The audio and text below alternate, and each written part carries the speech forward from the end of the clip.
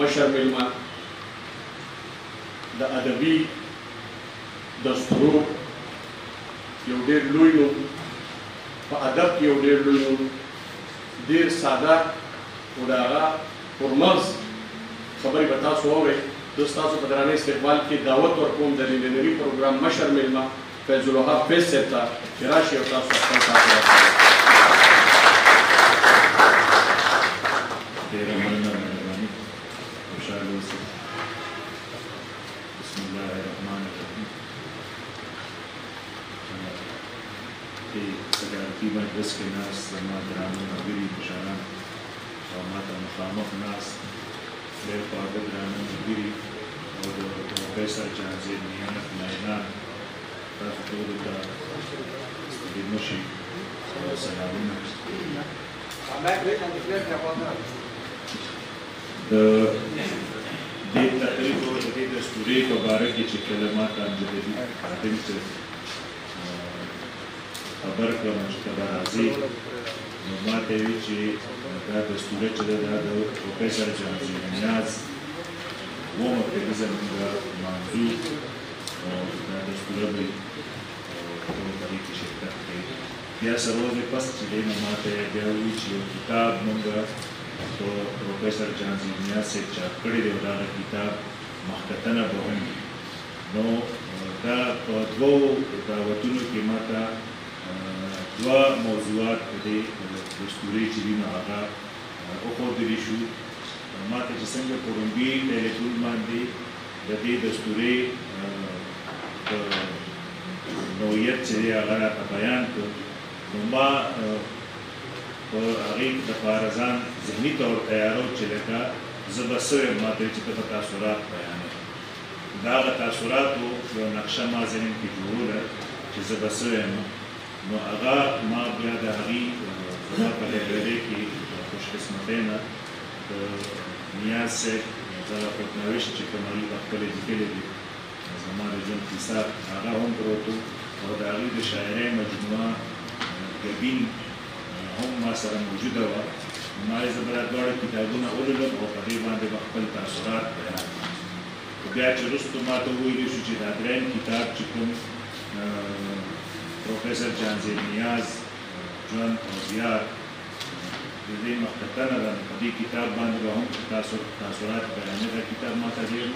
لیټ ملو شو نو په هغې باندې کتاب ما ولوستو نو په هغې به زباني څو خبرې کوم. خو د دې ټول نه لومړنۍ چې دی نو زه دې تنظیم چې دا نیاز ادبي سنګر د دې کومه نوې کابینه وټاکلې شوه او هغې سوګند پورته کړ نو هغې ته دغه سوګند پورته کولو او دغه ذمهوارو سپارلو اگر چې دا ګران کار وي خو د دغه ګران کار دپاره چې کوم دی زه هغې ته مبارکي وایم او دا دعا ورته کوم چې الله تعالی هغې په خپلو مقصدونو کې کامیاب کړي او چې دا کومې ذمهوارۍ ورته په حواله شوي دي دغه ذمهوارۍ په ښه طریقه باندې سرته ورسوي. دا لومړۍ خبرې به زه د دې کتاب په باره کې وکړم. دا کتاب چې ما ولوستو نو ما ته داسې محسوس شو چې دا د چې کوم کتاب پروفیسر جهانزیب نیاز صاحب د خپل ژوند کیسه لیکلې ده دا د هغه ژوند تکمیله ده، هغه کتاب تکمیله ده. تکمیله داسې ده چې هغې د خپل ژوند کوم حالات لیکلي دي نو په هغې کې هغې څه خبرې داسې چې هغه ده چونکې د هغې د موضوع نه بهر وي یا د موضوع سره ډېرې نږدې نه وي نو هغې هغه په دې کې پرېښي دي. پکار چې هغې لیکلې وي خو چونکې دا خودستاینه د بچ کېدو دپاره هغې په هغې باندې زیاتې خبرې نه دي کړې او هغه د هغې فن دی چې کومه شاعري هغې کړې ده او د هغې شاعري چې ده نو هغه د خپل نوعیت چې دی نو یو خاص شاعري ده د هغې په باره کې هغې په خپل دغه خودنوشت کې څه نه دي لیکلی نو دا کتاب چې دی دا د هغې تکمیل کوي ځکه چې په دې کتاب کې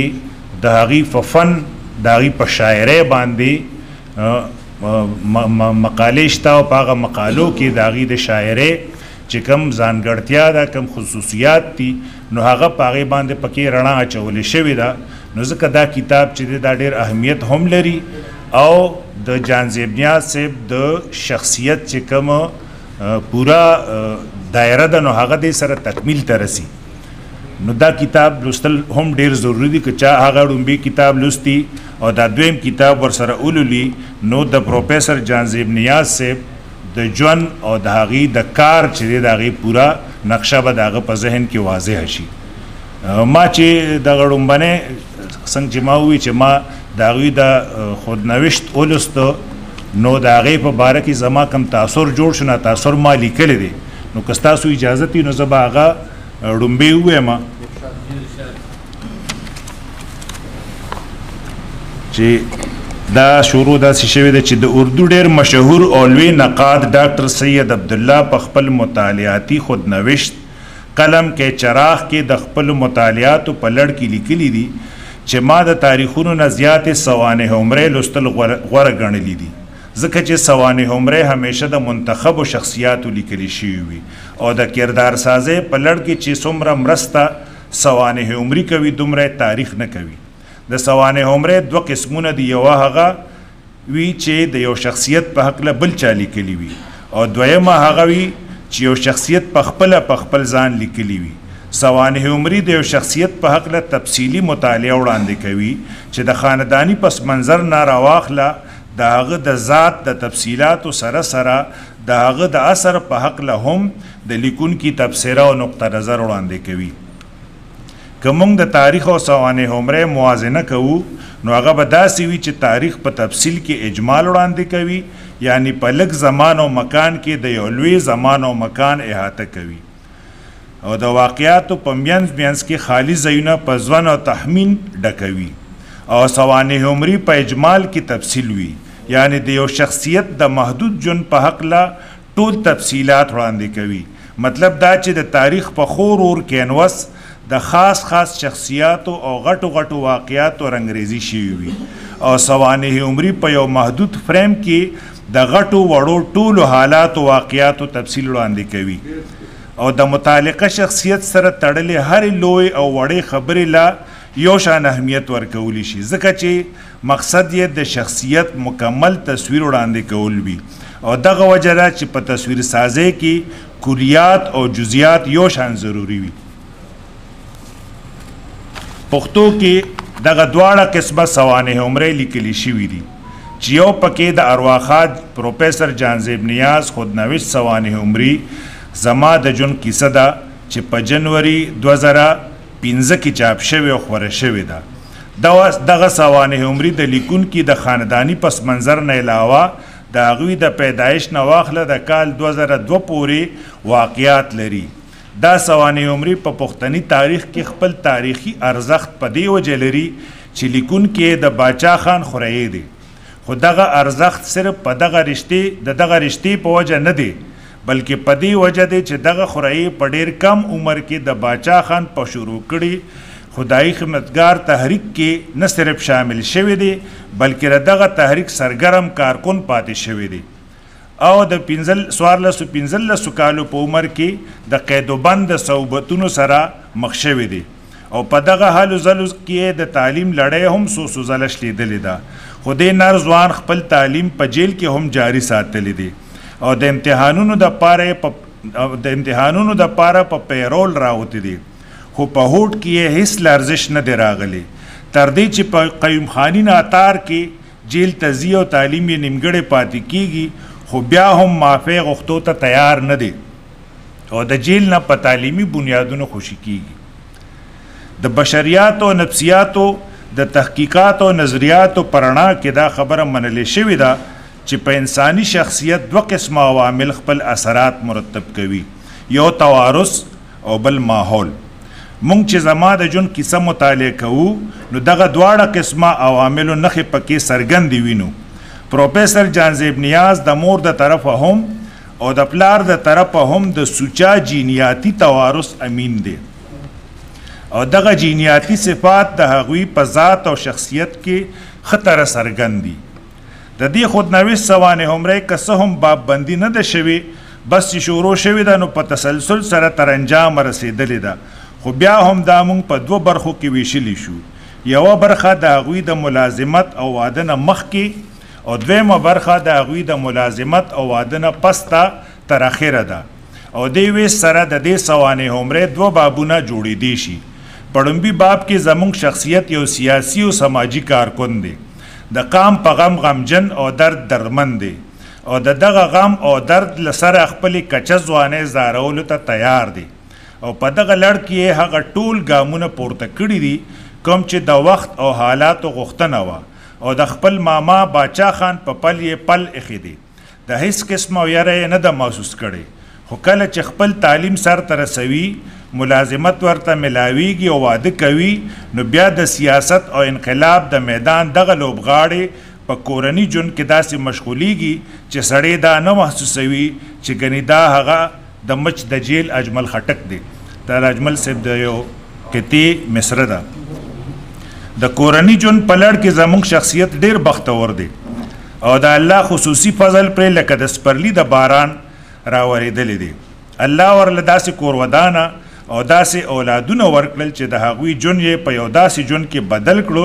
کوم چې د هر انسان خواهش وي. د هغوی د ښه ژوند صالحه او قابل اولاد په هکله هره دعا قبوله شوې ده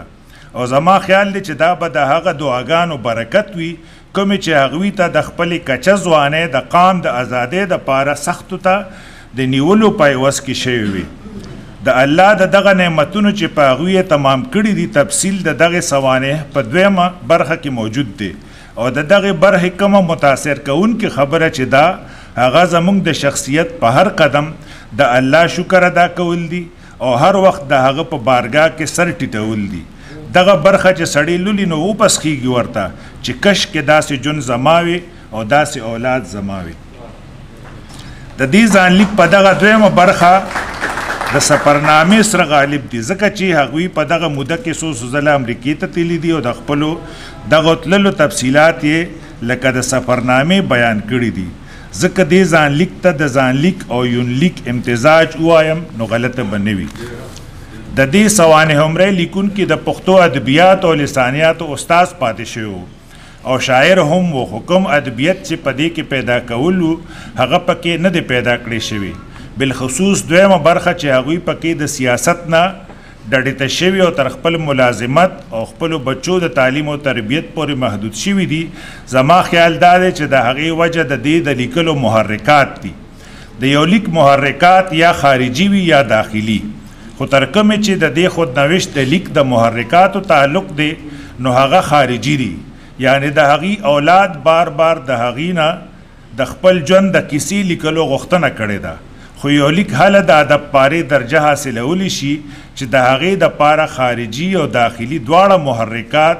یو بل سره غاړه غټې شي. دا دغه تاثراتو چې کوم ما د دغه خودنوشت په باره کې بیان کړي او د دې نه علاوه د هغې شاعري ده، د هغې د شاعرۍ 4 مجموعې چاپ دي. زما خیال دی یو مجموعه ما لوستې ده، نو زما به دا خواست دی چې د هغې دغه چاپ مجموعې هم او ورسره کسبات شاعري چې دغه ټول د کلیات په شکل کې چاپ شي نو دا به یو ډېر ګټور کار وي. ستاسو ډېره مننه.